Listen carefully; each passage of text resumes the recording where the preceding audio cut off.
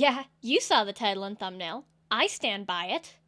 Actually, as of writing and recording this, I'm not 100% sure what those are going to be yet, but I probably will. So most of this video is actually going to be a section from my Agent Cody Banks 2 Destination London commentary, which I'm pretty sure can stand on its own apart from all that. I went through each of the actors that were in both that and Game of Thrones and gave my thoughts on their characters.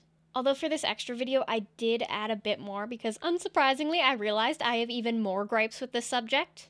Check out that video if you want to hear about the other characters I went through. So, without further ado, I give you a very sickly-looking me from back in March. And now we return to Victor the Vampire. I did say in my previous video that he's my favorite character, but that actually stems from the books that I read prior to watching the show. I thought all the interesting characters weren't good people, and all the good people weren't interesting characters, so I just went off whoever's chapters were the most fun to read. That's why I despise Jon. I'm sorry, his story is just so disconnected from the others, and I just really don't give a shit. Anyway, the writing in the Reek chapters in the, let's be honest, final book really just felt like something out of a Stephen King novel, who I guess you could say I'm kind of a fan of. So the adaptation of the character was kind of important to me. I didn't think it would translate well to screen at all, but they proved me wrong with great writing and strong acting. I've seen a lot of people say his story is one of the few things that actually went well, but I think well is a pretty strong word to use in this scenario. They didn't make him a complete unlovable shell of his former self that goes against everything he ever stood for a cheap unearned resolution. I'd call that a win, but I think that's just a baseline for character writing.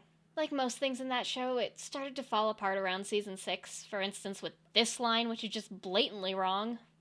You were making jokes about my height, I seem to recall. Objection! Your Honor, I believe my client is innocent of this offense, as there is no evidence of that happening at all. Okay, he did make one joke, but that was only because he was jealous over Roz, and Tyrion wasn't even present for that. Lannister was shitty to his face, but never the other way around. And no way in hell Tyrion wouldn't have just confronted him back when he was making the joke in the first place. Fast forward to my next issue, which is when their boat's being hijacked, and this scene pisses me off so badly. His uncle has a knife to his sister's throat, and in what is supposed to be an act of cowardice, he runs and jumps off the boat, but, that makes no goddamn sense. What the hell was he supposed to do? It looked like if he'd taken another step, Euron would have slit her throat. How would that have been better? Even if this was some sort of invitation for Victor the Vampire to fight him, what would he have done with Yara? Just let her go so they could both gang up on him? I'd say he's not that dumb, but this is the finger on the bum guy. Even if there was someone else to hand her off to, which there clearly isn't, Victor the Vampire probably would have lost in combat against Euron, and Yara would have still been taken or killed. He was a skilled fighter, but recently lost a finger off of his dominant hand. Committing to a fight would have been a rash and short-sighted choice, which part of his character arc is learning not to be. This is so stupid. He did the right thing, and you can't convince me otherwise. There was no way he could help the situation by brute forcing it. Even if he took on his uncle and won, they were still vastly outnumbered. The best thing he could do was retreat, regroup, and ambush them with the element of surprise, which is exactly what happens later on. The scene's implication also completely delegitimizes the sacrifice he tried to make after escaping with Sansa by willingly getting caught by Ramsay's men to give her a chance to escape, even though he knew the torture he'd go back to would be even more horrific than before. There's a bit later on where Euron teases him about having Yara, then makes a joke about Tyrion, and there's a callback to that thing he never did. Do you remember when we discussed dwarf jokes? His wasn't even good. Nothing inherently wrong with that doesn't already stem from the earlier scene, but that was a cringe-as-hell line. Actually, I take that back. Not that the line was cringy, it definitely was, but that there wasn't anything else wrong with this interaction, because I just remembered that this is the last time these two characters ever see each other, meaning there's absolutely no resolution to this conflict. There are exactly 3 people in this show that continuously fuck Victor the Vampire's life up in one way or another, and he confronts exactly 0 of them. They all die in unrelated ways. Euron is slain after he's shish-kebabbed by the Night King, don't worry, we'll get there. Ramsay is girl-powered to death, and Balon takes a cliff dive while trying to get Edward Cullen's attention. Sorry, wrong franchise. And Balon is pushed to death by Euron. Character with a fulfilling ending, my ass. It sure as shit wasn't the Night King who cut off his dick. Moving along on our next stop on the tour of dumb choices. All the other Ironborn are mad at him for leaving, which, we're past it, I'm not gonna say it again. But he wants to go save his sister, and this guy's like, no, and he's like, yeah, and this guy's like, no, and he's like, yeah, and the guy spits on him, and they fight, and this happens.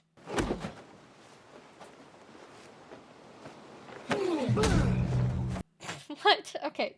I hope someone less scared of copyright than me has made an edit of that with the Avengers theme under it, because it really feels like you just unlocked a superpower there, and it's so fucking hilarious. I and anyone else in the world without a penis could tell you that would still hurt like hell. That was a hard kick. That type of blow to any part of the body would be painful. Unless they're saying after everything he's been through, he's just immune to all pain, but that definitely should have been communicated better and explored way more.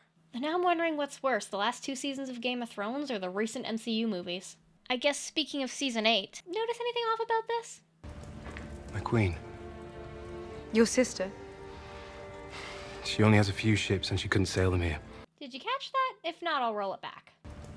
My queen. Your sister? One more time? Sure, no problem. My queen. Yeah, that ain't your fucking queen, buddy. I'm not your buddy, friend. He's not your friend, guy. I'm not your guy, buddy. It was well established that the alliance between the Targaryen and Greyjoy forces meant that Yara could continue to rule over the Iron Islands as queen. You're my queen. Unless he's planning on ditching her after the war to hang out with the Dragon Lady, this line is a whole other level of incompetent writing. She's sailing to the Iron Islands instead. To take them back in your name. And why the hell did they take back the islands in Daenerys' name? Literally going against everything they stand for. I swore to follow Daenerys Targaryen. Something I have seen others mention as well is that Yara inexplicably stays in Bran the Bland's 6 kingdoms, which don't even get me started. In universe, that is established to already be a misnomer, so it would just be 5 kingdoms, because Dorne was never a kingdom, it was a principality! My theory is that the writers just didn't really want to think about any characters that weren't already an allegory for their own greatness. And look, I don't like to blame actors for issues that are clearly script-based, but there were at least 3 people in that room that had been paid tens of millions to be there, so none of them wanted to speak up and was like, "Excuse me, Mr. Writer-Director, sir, but this is very obviously brain-dead writing." Okay, that was a bad accent, but my point still stands. Why not just change it from "My Queen" to "Your Grace"? Or better yet, have him steamroll past Daenerys entirely once he sees Sansa. If he called her "my lady," that would actually have made more sense, somewhat representing the respect and love he feels for her. Now, whether or not that love is romantic is up for debate. I'm not a shipper by any means, but I do think it could have been a really beautiful story to watch 2 people who were sexually abused by the same man reclaim that side of themselves together. Especially with the added twist of him being unable to forgive himself for all the terrible acts he committed and her possibly just wanting to not think about them at all. But I have seen some good arguments for them to stay platonic as well. Although writing any of that would have taken a great deal of nuance, subtlety, and care, which were definitely not elements present in the rest of the scenes by that point.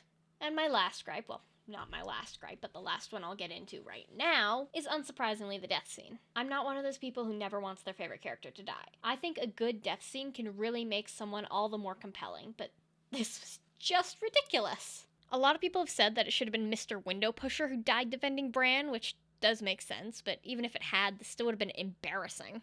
If he just stood still, nothing would have happened, or he would have flown out of nowhere and murked the bastard, which, once again, don't get me started. Instead, he just runs at the Night King, and oopsie-poopsie, there he goes. I'm also not sure that's how armor physics work. I guess the big lesson he learned from the whole boat incident is that killing yourself for no reason is actually the answer. Yay, suicide? It's so pathetic. He's not even dead in the last shot we see of him in that episode. It would have been really dumb, cheesy, and contrived if Ramsay's corpse had come back and Victor the Vampire had to face his demons and kill him again while sustaining a mortal wound in the process, upsetting many fans, including myself, at the sheer stupidity of that.